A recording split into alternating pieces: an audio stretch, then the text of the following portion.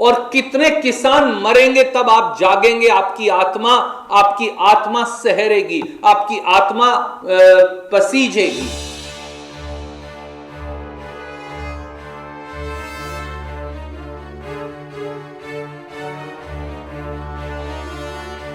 As the agitation of the farmers over the new farm laws entered the 33rd day on December 28, Congress leader Randeep Surjewala has hit out at the BJP and accused the Prime Minister of behaving like the East India Company.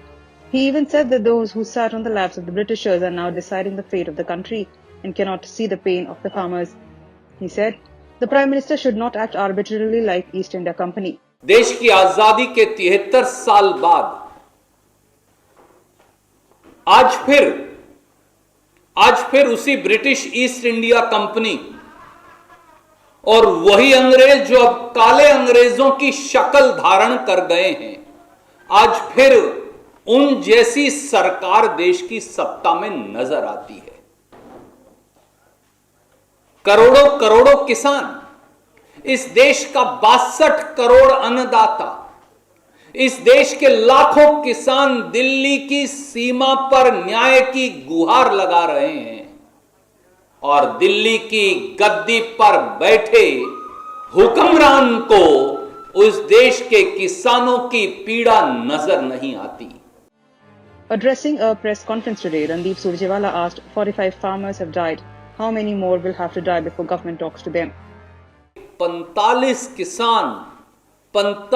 किसान पिछले दिनों के अंदर अपनी कुर्बानी दे चुके।